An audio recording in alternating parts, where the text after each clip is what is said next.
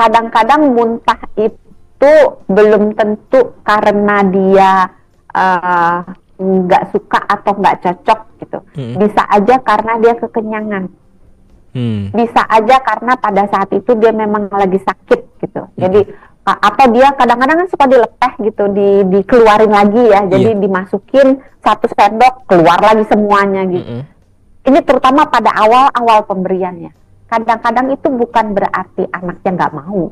Kadang-kadang dia nggak bisa nelannya, belum terbiasa untuk menelan sesuatu yang padat gitu. Jadi dicoba lagi. Jadi jangan putus asa, dicoba lagi. Kalau misalnya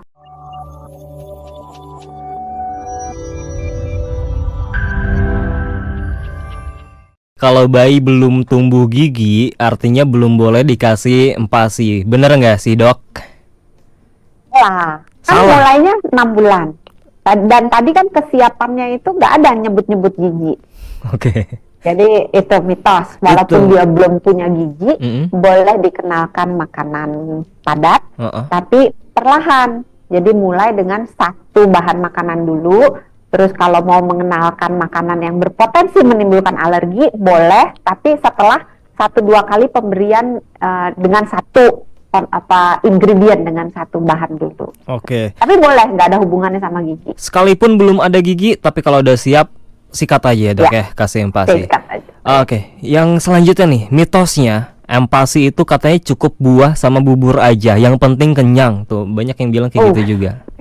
Ini nih banyak nih dianut oleh ibu-ibu gitu. Udahlah, yang penting dia anteng gitu, perutnya kan? kenyang gitu.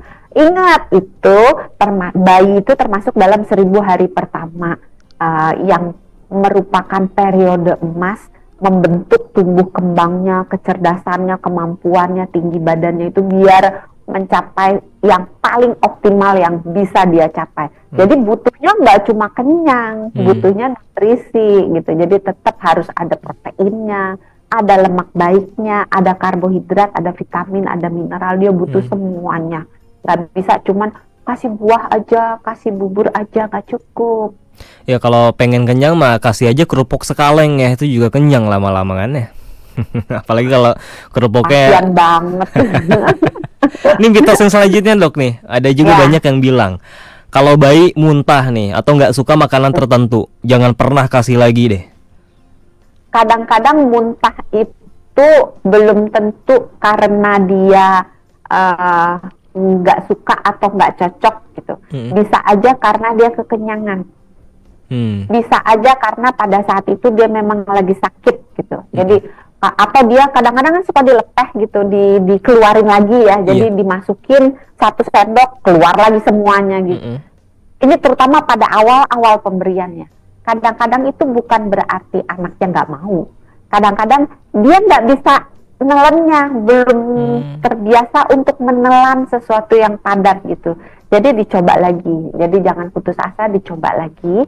Kalau misalnya beberapa kali mencoba dia memang menolak, coba di stop dulu, ditukar dulu. Misalnya dia nggak suka misalnya pisang deh, dikasih pisang dia nolak terus muntah gitu. Ya udah, coba dulu di stop pisangnya, mungkin sampai 10 kali pemberian, nanti diulang lagi. Jadi udah agak lama biar lupa bayinya gitu, baru diulang lagi gitu. Karena bayi itu baru mengenali dan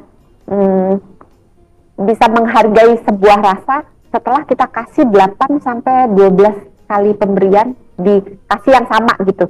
Jadi misalnya telur deh, kita kasih telur sekali, 2 kali, dia baru bisa benar-benar jatuh cinta dan kenal dan jatuh cinta dengan rasanya telur itu setelah minimal 8 kali pemberian. Tapi ini nggak berarti harus berturut-turut ya. Dari Senin sampai nanti Senin lagi sampai Selasa minggu depan tiap hari telur mulu, kesian anaknya juga bosen atuh gitu. Terbisulan yang ada ya. Iya. Ini yang terakhir nih, Dok. Ini sebenarnya udah dibahas ya, cuman saya tambahin 1 lagi komponennya. Nambahin gula sama garam di empasi bikin anak jadi lahap makan. Mitos ini ya. Umur berapa? Umur yang di pemberian pertama umur 6 bulan sampai 1 tahun. Sebaiknya dihindari. Sebaiknya dihindari. Tapi kalau misalnya mau, sedikit, sangat-sangat sedikit. Nanti udah masuk setahun, boleh mulai dikenalkan dengan garam. Tapi kalau misalnya gula, kalau bisa gula pasir terutama ya, kalau bisa dihindari total. Karena gula pasir itu kan manis ya. Manis itu kita bisa dapatkan melalui misalnya buah-buahan gitu. Beberapa sayuran juga kan manis, bisa kita ganti dengan makanan yang sesungguhnya supaya anak ini mempunyai pola makan yang baik gitu. Jadi supaya nanti ketika dia dewasa, kalau dia tidak cepat-cepat dikenalkan dengan gula, maka potensi dia untuk kena misalnya diabetes, kegemukan akan menurun. Tadi Doksan udah nyebutin juga di segmen sebelumnya, tapi mari kita ulang lagi soal pemberian garam ini ya Dok ya. Jadi yang tidak boleh atau sebaik dihindari itu kalau di bawah 1 tahun. Sebenarnya bukan total nggak boleh sih. Kalau boleh dihindari. Karena sebenarnya yang kita butuhkan itu kan natrium. Yang di dalam garam, ion yang ada di dalam garam gitu. Tapi sebenarnya kita bisa mendapatkan natrium itu melalui sumber lain selain dari garam gitu. Jadi kita bisa misalnya ngasih sedikit keju gitu ya. Tapi kalau keju setahun juga nggak begitu terlalu dianjurkan gitu. Jadi intinya kalau bisa dihindarin gitu. Tapi kalau nggak bisa, kasihnya dikit banget gitu. Dikit banget itu banyak. Tadi Doksan nyebutin batasannya kan ya, tadi berapa gram Dok? 1 gram. 1 gram per hari. Makin gede boleh dinaikin sampai 2 gram. Kenapa harus sedikit banget Dok? Itu kan sedikit. Ginjalnya belum siap. Lidahnya belum siap? Ginjal.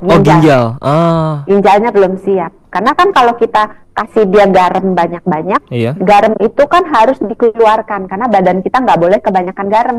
Karena kalau kebanyakan garam nanti akan terjadi gangguan keseimbangan elektrolit. Nanti efek sampingnya kemana-mana, bisa sampai ke tekanan darah, bisa sampai ke badannya jadi terlalu banyak menarik cairan dan seterusnya. Nah kalau ginjalnya belum siap karena belum berkembang dengan sempurna, maka kemampuan dia untuk mengeluarkan si garam yang berlebih ini belum bagus. Jadi garamnya nanti akan nimbun di dalam badannya. Itu yang jadi bahaya ya. Iya. Jadi that's why 1 gram aja per harinya. Kalau itu pun kalau udah gede boleh naik sampai 2 gram.